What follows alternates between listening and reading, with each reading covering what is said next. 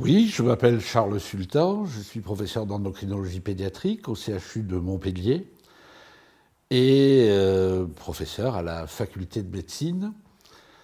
Au-delà de l'endocrinologie pédiatrique, qui est l'axe fort du service, je me suis intéressé depuis un peu plus de 20 ans aux conséquences de la pollution chimique environnementale sur la santé de l'enfant.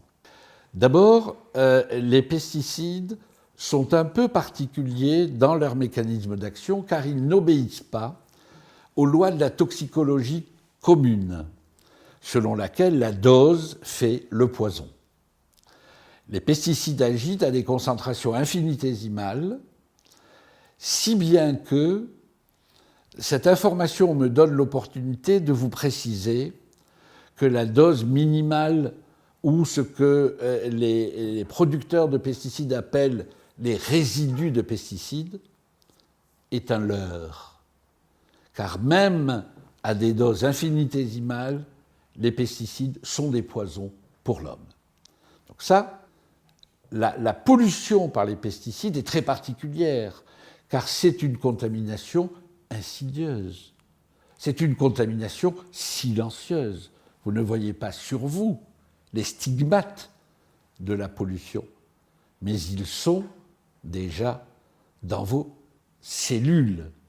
Et on sait que les pesticides, qui non seulement sont des perturbateurs endocriniens, c'est-à-dire ils vont déséquilibrer la balance hormonale, perturbateurs endocriniens, mais n'oubliez pas qu'ils vont agir sur de très nombreux systèmes, sur le système nerveux, sur le système immunitaire, sur le système sanguin et enfin sur la croissance des cellules. Les pesticides sont des oncogènes. Les pesticides sont des facteurs, comme le glyphosate, qui sont des facteurs qui favorisent le développement du cancer. Et donc, il faut les considérer dans leur globalité et non plus à travers le prisme d'un organe, d'une fonction ou d'un pesticide. Donc, au total, je reviens au fœtus car c'est mon combat, au nouveau-né, à l'enfant. Il va être pollué par des milliers de produits chimiques qui s'additionnent, qui vont perdurer, être stockés dans le tissu adipeux et s'exprimer à distance. Ils vont non seulement bouleverser l'équilibre hormonal, mais interagir avec l'équilibre sanguin, l'équilibre immunologique et demain avec les systèmes de défense ou de prolifération du cancer.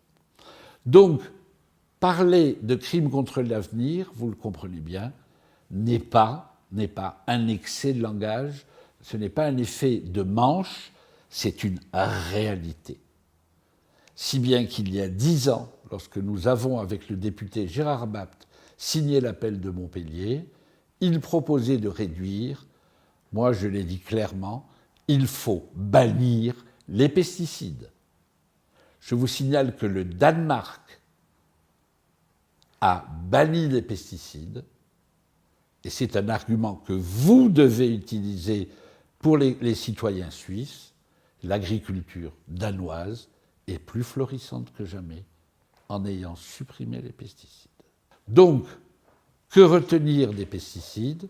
Ce sont des poisons pour l'homme, pour le fœtus, pour le développement, pour l'équilibre psychologique. Ce sont des poisons parce qu'ils vont perdurer et se révéler à distance.